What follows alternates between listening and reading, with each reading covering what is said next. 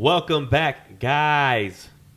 Extra Crispy Podcast, episode 12. Now, this episode,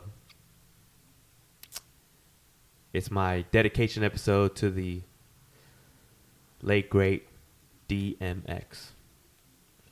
DMX actually just passed away today.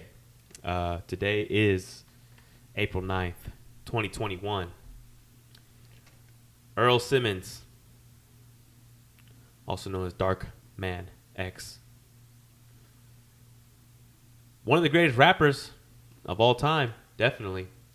One of my favorite rappers as a child and still today. I mean, honestly, his music was, I would say, transcendent, you know?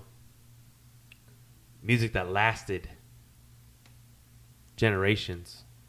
And I believe that his music will continue to last for more generations. I was about to play my 3-year-old son some DMX today. Just to start him early, you know. DMX born December 18th, 1970. When he passed away today, he was 50 years old. 50 years old is not old, man.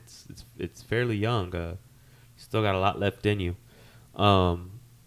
Unfortunately, I don't know if it's true or not. I mean, I'm sure there's going to be like an autopsy or something, but they said DMX had a possible overdose, and which caused a heart attack. You know, I don't know from what type of drug or what. I believe he was addicted to crack cocaine in the past. He often told a story about when he first had smoked crack. An older man that he had entrusted into when he was 14, you know, somebody he looked up to after they hit a lick, did a robbery, I believe. He was counting the money, DMX, and the guy was like, I'm gonna roll up some weed. And I believe at that time DMX didn't really smoke, but he said he was so focused on counting the money, he was just like, all right. And the dude ended up putting some crack in there and pretty much gave DMX a lace blunt without telling him at 14 years old. And then DMX is quoted to say, on that day a monster was born. And he was upset about it, though. I mean, he was upset. It seemed like internally that really bothered him. You know, that man betrayed him like that. It put him onto a drug that, I mean, who knows when the autopsy comes out, might possibly ended his life early. Addiction is something that is, I see why people say that you're always an addict, you know, because you're always the person that got addicted. And a relapse can trigger a spiral that has you going down the route that you might have been going down a few years prior. So to all the people who are struggling with addiction out there, especially drug addiction, I mean, you can be addicted to plenty of things, but especially drug addiction, you know, I hope you can stay sober. And I wish you the best, man, because, you know, these things are sad. I mean, anybody can go at any time, honestly, but in every situation it's sad, whether you're a celebrity or not. But, you know, DMX is, you know, he's one of our heroes, especially people of my age and a bit older, and especially people who looked into hip-hop, and especially minorities and black men, you know. And sometimes people don't like to give artists praises as hero, but to me, I think we can call people who achieve these kind of statuses as heroes, not only because people worship celebrities or idols or something like that because of his artistic, his artistry, but I think that he was able to will himself out of a negative or impoverished situation, you know? So we can't forget that. That's not easy to do. No, not everybody does it. Not everybody goes from zero to successful. DMX, not only was he a prolific rapper, but he also was a quite talented actor. I mean, I think the man had some good acting talent, and probably could have even capitalized more on it.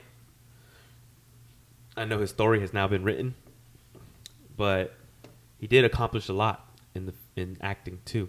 You know, nothing to scoff at for sure. I mean, possibly my favorite is his first movie, Belly, with him and Nas. Man, that was a hardcore movie, and he played that role so well, and they just seemed like bosses, like kingpins, you know. And when they went to Jamaica and messed with those Jamaican cats, and the way DMX kind of carried himself, and kind of like got this like African American Jamaican type of encounter. You know, it was interesting to see, especially the way DMX carried it out and played it. If you haven't seen Belly, check out Belly, man. That's one of my favorite DMX movies. Romeo Must Die, that was a great movie with the late great Aaliyah also. Oh, Cradle to the Grave. Oh, that movie was hard. I think that's the one where he was like, his son was like reminiscent of. Oh no, that was with Jet Li. Oh, okay. Oh yeah, that one was hard. What was the Never Die Alone?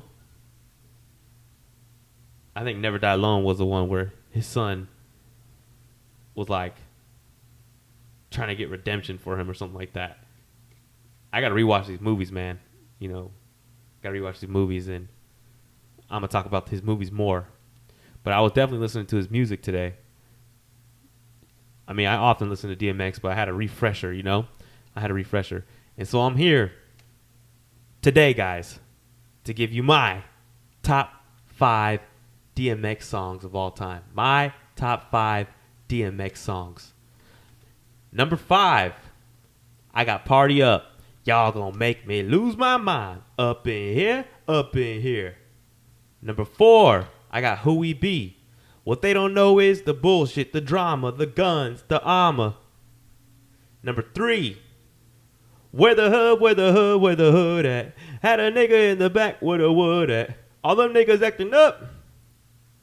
Number 2, Rough Riders Anthem. My dogs go stop, y'all dogs go drop, and then we go shut them down, open up shop. First we had them like, oh, now they like, no, why, baby? That's a Rough Riders roll.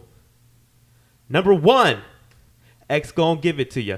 X gon' give it to ya. He gon' give it to ya. X gon' give it to ya. He gon' give it to ya. That's my top 5 DMX songs of all time. All right? I don't know what yours are, but those are mine. All right? Each one of them songs is capable of getting me through any hardcore workout. It's capable of getting me amped for any challenge. Each one of those songs is capable to be the lead song in anybody's life of overcoming a struggle or getting amped up for a battle. Any one of those songs could be used in a fighter's walkout song, you know. Any one of them. I'll tell you what, people are going to start playing more DMX. I bet you. You know how it is when people die, man. It's like they was slacking on him. People forgot who X was, the type of artist X was, man. He had pure energy in his bars, bro. Pure passion. It kind of reminded me a lot of Tupac. They had a little bit different in styles, for sure, but they had that energy, man. The way they delivered it on the track and the way they performed live.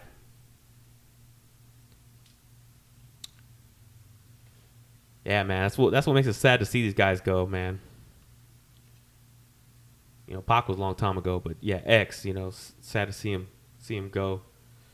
I mean, it is a blessing to see 50, and that he saw that, and that he got to lay out a career, you know. He fathered 14 kids, I believe, and obviously he's a father and a man first before just a rapper. Earl Simmons. So, condolences to all his children out there. But the man was blessed, and we got to celebrate his life. And, I mean, he was a God-fearing man, too. Let's not forget about that. I think that's why he probably called himself Dark Man X, because he knew how to articulate what was bothering him, what he became when that man laced his blunt at 14 with crack cocaine. So when you think about DMX, when I think about DMX, I can't tell you guys what to do, but when I think about DMX, I think about a man with immense talent who was born in a harsh situation with adversity put in front of him to overcome, and he did just that. And at the end of the day, we're all human. We all make mistakes, and we all gotta go. But DMX, Earl Simmons, R.I.P. R.I.P. to DMX, Earl Simmons. Yeah.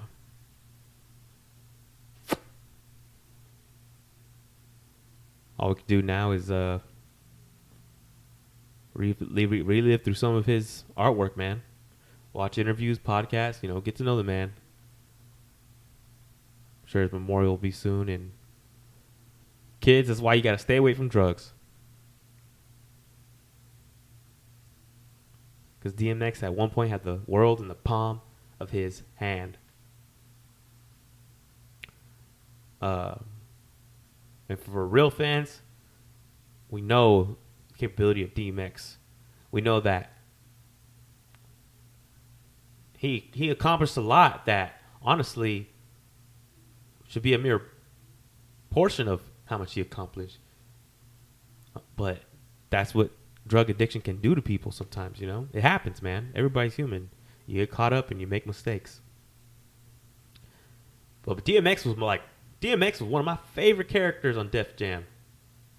Was it Fight for New York that he was on? I think it was Def Jam Fight for New York, right?